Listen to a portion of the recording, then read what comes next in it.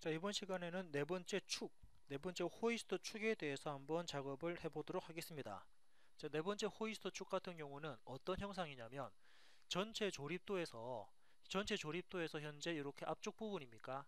앞쪽 그 커버에 현재 가려가지고 안 보이는데 이 커버 부분을 살짝 숨기면, 자, 인벤터에서 이제 인벤터라는 프로그램에서 커버를 살짝 숨기게 되면은, 자, 호이스트 축은 현재 이 부품입니다. 이렇게 앞쪽 피스톤하고, 그리고 아까 조금 전에 만들었던 축하고 서로 연결되는 축이 있는데, 그죠? 피스톤이 앞뒤로 움직이면은 축이 앞뒤로 이렇게 좌우로 움직이면서 그 핑거 형상이 이렇게 오므라들고 벌어지는 그러한 역할하는 네 번째 축 형상을 모델링 작업을 하겠습니다. 이 축에 대한 정확한 부품은 현재 화면에서 보시는 것처럼 이런 형상입니다. 그래서 이 형상은 여러분들이 처음에 둥글게 회전하고요. 둥글게 아마 그림 보시면 지금처럼 둥글게 회전 작업을 해놓고 그리고 측면 부분을 이렇게 그죠? 양쪽을 이렇게 잘라내는 작업을 진행을 할 겁니다. 그런 다음에 앞부분에 요렇게 못따기하고 홈 부분까지 작업을 진행하도록 하겠습니다. 다시 카티아로 넘어와서, 자, 다시 작업을 할 거니까 시작, 기계 디자인, 파트 디자인 가서 파일에 대한 이름을 먼저 체크하신 다음에 확인 버튼 눌렀고요. 자, 회전 작업을 하기 위해서 같은 방법으로 스케치를 할 건데 YZ면 선택하시고 확인 버튼 눌렀습니다. 자, 같은 방법으로 프로파일, 자, 프로파일 기능을 이용을 해서 전체 0,0부터 선이 올라갔다가 옆으로 꺾였다가 내려왔다가 옆으로 꺾였다가 한 번 더 내려오나요? 한 번 더 내려와서 쭉 꺾였다가 이렇게 첫 번째 형상에 대한 프로파일을 작업할 수 있고, 그리고 지금 이 영상은 우리가 회전하기 위해서는 축이 필요합니다. 그래서 아래쪽에 0,0을 기준으로 해서 수평과 관련되는 축을 하나 작업을 했습니다. 이제 이 형상에 대해서 치수를 기입을 해보도록 할게요. 제약 조건에서 이 선부터 이 선까지의 거리 값을 먼저 체크를 하고요. 두 번째는 이 선입니까? 예. 여기 선부터 이 선까지에 대한 거리 값도 체크할 수 있고, 다음은 전체 거리 값에 대해서도 체크를 할 수 있고요. 그리고 다음은 중심부터 다음 치수까지의 거리값, 중심부터 다음 치수까지의 거리값, 그리고 중심부터 다음 치수까지의 거리값을 이렇게 체크를 한 다음에 같은 방법으로, 예, 제약 조건 편집 기능을 활용해서 지금 현재 붉은색으로 활성화되어 있는 치수를 변경하도록 하겠습니다. 이 치수는 전체가 16이니까는 절반 치수 8을 입력했고요. 두 번째는 전체가 20이니까 절반 치수 입력했습니다. 세 번째 붉게 표시된 부분은 31의 절반 치수를 입력할 거고, 네 번째 전체 거리가 얼마입니다. 그리고 표시된 붉은 선에 대한 치수를 입력하고 다음 치수에 대한 부분을 입력하신 다음에 미리 보기 확인 누르면 전체 스케치 형상을 그대로 유지시키면서 단지 그냥 크기만, 그죠? 스케치에 대한 일그러짐 없이 크기만 이렇게 변경되는 모습을 확인해 볼 수 있습니다. 자, 이제 추가적으로 이 부분입니까? 여기에 사용자는 마찬가지 방법으로 요만큼 또 홈이 파지니까 이 홈에 대한 치수까지 같이 작업을 해주도록 하겠습니다. 자, 프로파일에서 지금은 요만큼 형상이 잘려져 나갑니다. 자, 필요 없는 부분들은 요거 즉시 자르기에서 필요 없는 부분들은 클릭을 하시면서 잘라낼 수 있고요. 자, 제약 조건 들어갑니다. 제약 조건에서 요거 아래쪽에 있는 축부터 이 선까지의 거리 값을 요거 먼저 입력하기 전에 다른 치수 먼저 입력할까요? 자, 이 선부터 이 선까지의 치수를 먼저 입력해 볼까요? 이 선의 치수를 입력합니다. 그러면은 형상이 너무 작아지니까 언두. 자, 지금 안쪽 치수 먼저 입력할까요? 얘부터 얘까지 치수를 입력을 하면은 1.15라는 아마 멈춤링이 들어가는 홈이 될 거고요. 다음 치수를 입력합니다. 아까 보셨던 것처럼 12를 입력을 하시고, 그리고 전체 지름, 자, 이 지름 값은 15.2의 절반이니까 나누기 2를 해서 이렇게 조그마한 홈이 생성되는 모습을 확인할 수 있죠. 자, 추가적으로 계속 한번 작업해 볼까요? 그냥 바로 이 상태에서 바로 이제 이 부분에, 자, 45도 못따기가 지금은 15도 못따기 되니까 못따기 되는 부분까지 같이 작업을 해서 잘라내도록 하겠습니다. 자, 여기다가 필요한 만큼만 이렇게 선 하나 대충 그립니다.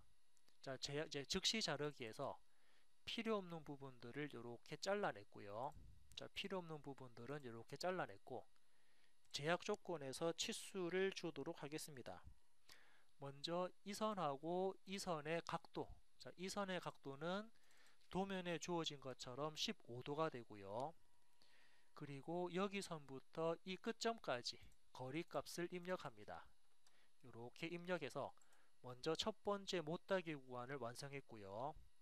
두 번째 못따기 구간도 같은 방법으로, 지금도 같은 방법으로 대략적인 선을 하나 그린 다음에 즉시 자르기에서 필요 없는 부분들을 클릭하면서 이렇게 잘라내도록 하겠습니다. 그리고 제약 조건 들어가서 같은 방법으로 이 선하고 이 선에 대한 각도 치수, 자, 각도 치수를 입력하고, 그리고 여기 선과 이 끝점까지의 거리 치수도 같이 입력을 해주게 되면은, 자, 각도 치수랑 거리 치수까지 같이 입력을 해주게 되면은, 자, 사용자가 원하는 못따기에 대한 부분까지 다 같이 완성되었습니다. 자, 아무튼 이렇게 스케치를 완성했다 그러면 어디 빠진 부분이 없죠, 그죠? 예.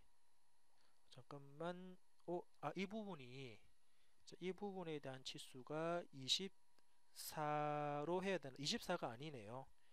이 부분에 대한 치수를 24로 해주면 안 되고, 이게 지금 현재 이 치수가 하나 잘못된 것 같습니다. 그래서 현재 나와 있는 24 치수를 삭제해버리고 딜리트 키 눌러서 삭제했고, 다시 반대쪽에 이 선부터 이 선까지의 거리 치수가 들어가야 될 것 같습니다.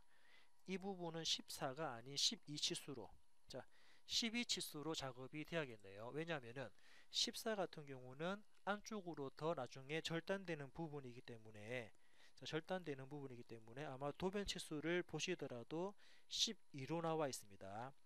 이렇게 12 치수까지 입력을 했고요. 어디 빠져 있는 치수가 없다라고 판단이 되면은 워크벤치 종료하신 다음에 이 형상을 우리는 그대로 회전입니까? 샤프트. 회전이라는 샤프트 기능을 이용을 해서 전체 360도로 회전되어라 OK를 누르면은 이렇게 축과 관련되는 형상 작업을 끝냈고요. 자, 이제 측면에 보면은 나사 구멍 만들어져 있습니다. M8짜리 나사 구멍이 깊이가 얼마입니까? 깊이가 13인가요? 깊이 13만큼만 나사 구멍이 만들어져 있거든요. 그래서 그 부분에 대해서 나사 구멍 작업을 진행해 보겠습니다. 그래서 나사 구멍을 만들기 위해서는 사용자는 구멍 기능 들어갑니다. 그래서 구멍이 생성될 측면 선택하시고, 이 구멍에 대해서 정확한 위치를 잡아주려면은 스케치 기능 들어갑니다. 그래서 제약 조건에서 자동으로 생성된 점과 바깥쪽에 있는 원형 모서리 선택하시고 마우스 오른쪽 버튼 등심하게 되면은 구멍의 위치가 잡혔고요. 워크벤치 종료 버튼을 눌러가지고 일단은 위치를 잡았습니다. 그리고 지금은 나사에 대한, 자, 나사 지름이 8이니까 나사 지름 8이니까 구멍 지름은 6.4 정도 하고, 그리고 지금은 구멍 깊이입니다. 자, 나사 깊이가 15니까 구멍 깊이는 한 18 정도로 잡겠습니다. 그리고 나사 그 구멍에 대한 끝부분은 평평한 게 아니고 뾰족하게 나와라. 이렇게 구멍의 끝부분을 뾰족한 모양으로 잡았고요. 이제 나사 탭에 들어가서 나사 부분에 체크를 하신 다음에 나사 지름은 8입니다. 그리고 나사의 깊이는 15가 됩니다. 예, 이렇게 지금 체크되었죠. 자, 나사 지름이 8이면은 구멍 지름은 6.4, 나사 깊이가 15면은 구멍 깊이는 18 정도로 해서 미리 보기 OK 누르면 나사 구멍까지 생성된 모습을 볼 수가 있고요. 자, 이제 측면입니까? 이제 측면 부분에 필요 없는 부분만큼 잘라내도록 하겠습니다. 그래서 스케치를 이번에는 반대쪽 좌측면을 선택하시고 확인 버튼 눌렀습니다. 자, 혹시 화면이 안 보이시면은 전체 보기를 맞추시면 되고요. 이제 여기서는 간단하게 필요한 만큼 왼쪽에 사각형 하나 크게 그리시고, 예, 그리고 오른쪽에도 사각형 하나 크게 그리겠습니다. 이렇게 사각형 2개 그렸고요. 자, 제약 조건 들어갑니다. 이 부분의 폭이, 자, 중심부터 이 선까지의 전체 폭이 5니까 절반을 줬고요. 전체 폭은 지금 선택한 선과 선에 대한 폭은 5가 됩니다. 자, 이렇게만 해주게 되면은, 자, 사용자가 그리고 사각형은 원래 원보다 크게 이렇게만 여러분들이 들어가시면서 위치만 이렇게 잡으시면 될 것 같습니다. 자, 작업이 다 되셨다 그러면 워크벤치 종료 버튼 눌렀고요. 지금 만든 이 사각형 부분을 우리는 포켓 기능으로 자를 겁니다. 그때 깊이가 얼마냐면 이때 깊이가 이제 14가 들어가거든요. 이제 이때 깊이를 14 정도 입력한 다음에 미리 보기 OK를 누르면 이렇게 좌측면 부분이 완성된 모습을 볼 수 있고, 이제 윗부분입니까? 윗부분에 그 이제 그 슬롯 모양, 윗부분의 슬롯 모양까지 작업을 좀 해주도록 하겠습니다. 그래서 스케치를 이용한 평면을 지정했고요. 확인 버튼 누른 다음에 여기서는 그냥 그죠, 우리 원하는 모양을 바로 그리는 것보다 사각형 밑에 보시면은 연장된 홀이라는 기능이 있으니까 첫 번째 점 찍고 두 번째 점 찍고 슬롯에 대한 폭을 입력해 주면은 지금처럼 이러한 슬롯 형상을 만들 수 있고요. 이 슬롯 형상에 대한 요거 그죠, 반지름 치수죠. 반지름 치수만 변경하면 될 것 같습니다. 전체 폭이 5니까 반지름 폭은 2.5를 입력했고요. 그리고 중심을 잡아야겠네요. 왼쪽부터 이거 슬롯 중심까지의 폭은 아까 전체가 12였으니까 6이라는 폭을 잡았고, 다음은 예, 다음은 위쪽 모서리부터 치수를 줘야 되는데 혹시 위쪽 모서리부터 치수 입력이 안 된다 그러면 이 중심부터 슬롯 중심까지의 거리값, 이 거리값을 체크하시면 될 것 같습니다. 자, 여기서는 어떻게?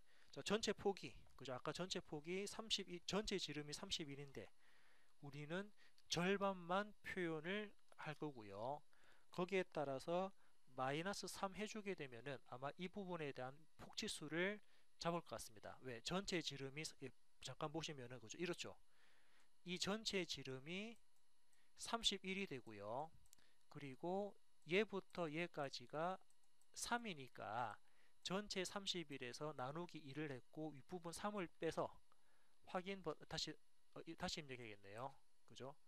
31 나누기 2 갈로 닫고 마이너스 3이라는 값을 입력하신 다음에 확인 버튼 누르면 요거에 대한 값이 측정되었습니다.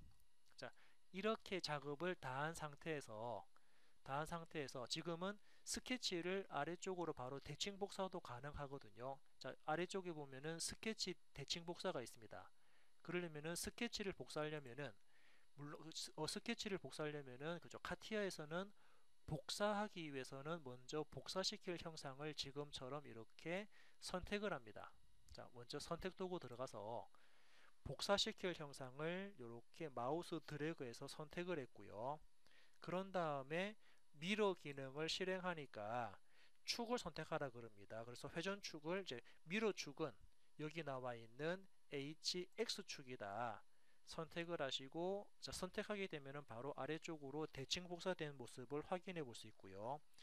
얘가 맞다 그러면 워크벤치 종료해서 바로 포켓, 포켓 기능 가지고 끝까지 다 잘라라 라스트, 그리고 미리 보기 OK 누르면 지금처럼 4번 형상인 호이스트 축, 4번 형상 축까지 작업이 끝난 모습을 볼 수가 있습니다.